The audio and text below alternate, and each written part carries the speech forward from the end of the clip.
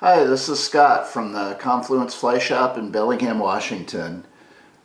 During the COVID-19 quarantine, I've been on a little bit of a Euro nymph tying kick. I've been tying a lot of jig style nymphs for Euro nymphing.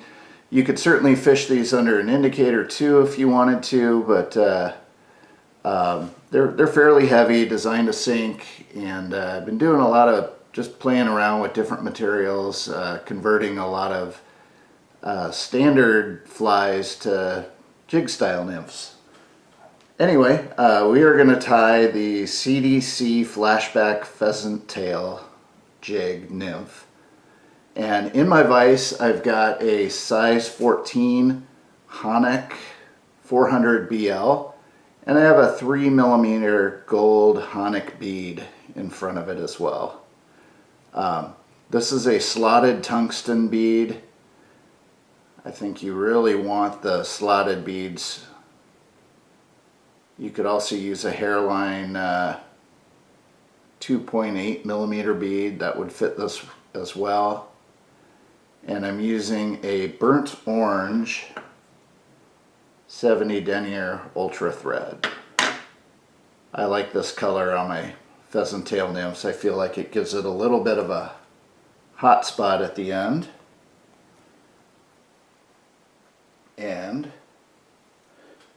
we're going to start by just tying in a little bit of pheasant tail fibers here for the tail. After all, this is a pheasant tail nymph.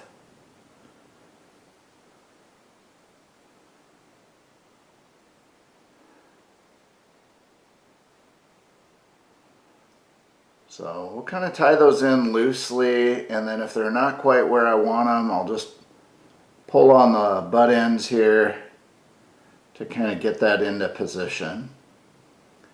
And then we're going to go ahead and wrap those all the way up to the bead, just to help give ourselves a nice even underbody. You could use extra small or small copper wire. I've got some small copper ultra wire here, and we're going to start that up at the bead and wrap back over it. Same reason, giving ourselves a nice uniform body. And then we'll tie in some more pheasant tail fibers here for the body.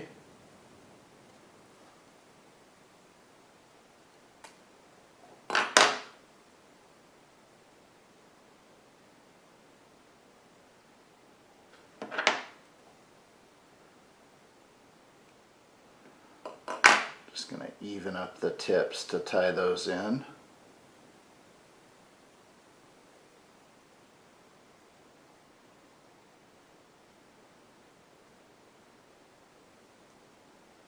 And we'll wrap those back.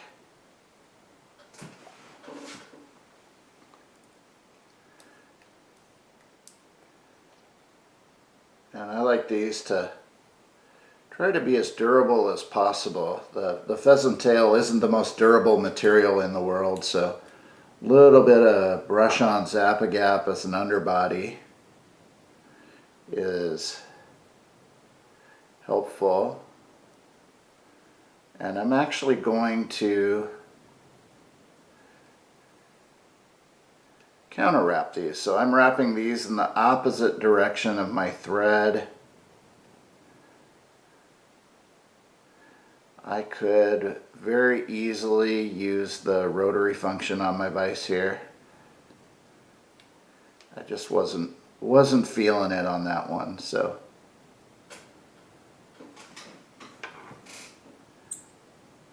we did it by hand. So got that tied off. We'll use the rotary here to wrap our wire. And now we're wrapping our wire same direction as our thread because we counter wrap the pheasant tail.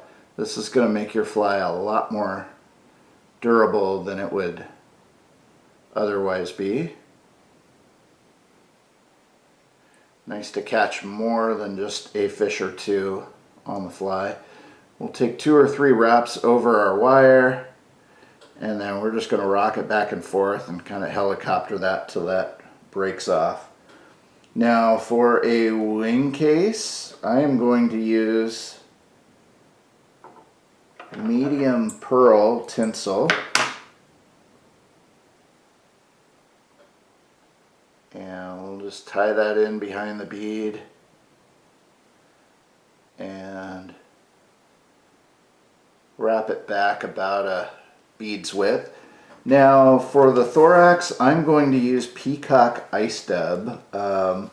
Sometimes I do these kind of like Frenchy style with a pink thorax, pink ice dub, or shell pink, shrimp pink, orange.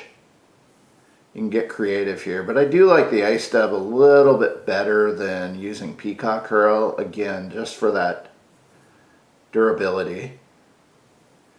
And I can already tell I've got way too much dubbing on here, but we can fix that.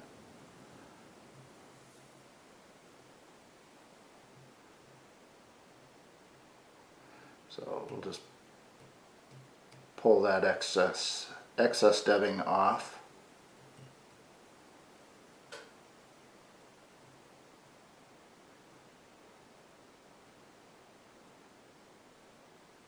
There we go. We'll pull our wing case forward, over the top, secure that with a couple wraps, trim that, and then I'm actually going to make a dubbing loop. So don't need a big one. We'll do a small one. Make sure to take a turn or two around the base of the loop. And then I've got my Stonefo rotary dubbing tool in there. We'll go ahead and put that in while we prepare our loop material. So this is a tool I've been having an incredible amount of fun with. This is the Swiss CDC multi-clamp, and in it I've got a natural done CDC feather, one side of it clipped in there. What I'm going to do is just use this tool to hold the CDC, and then I'm going to carefully cut the stem and the part I don't want of the feather away. I can get 2 flies out of one CDC feather. I'll just use the other side on the next one. So we'll kind of carefully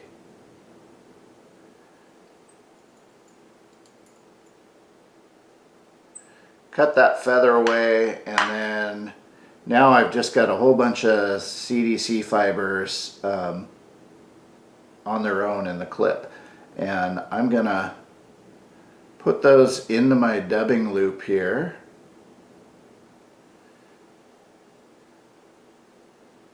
And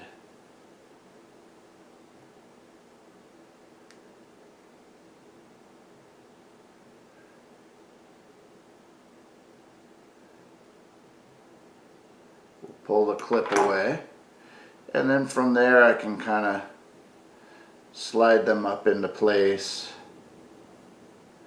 position them however I like, and then we'll spin that up.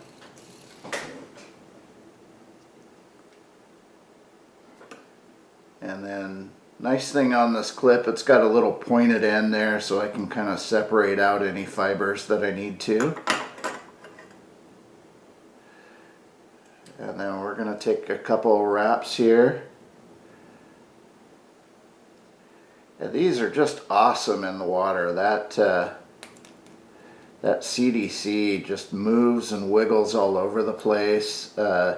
CDC being a buoyant material, it'll have a tendency to trap air bubbles and things that really make it look alive in the water.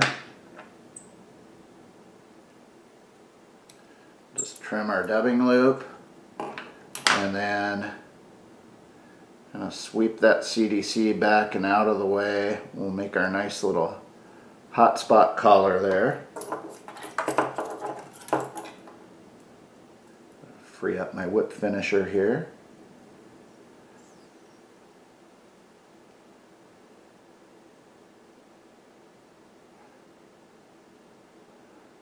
Do a little 4-turn whip finish. And then we can cut our thread. Now, sometimes you'll get some fibers that are kind of long and on some feathers they'll go way back beyond the end of the fly.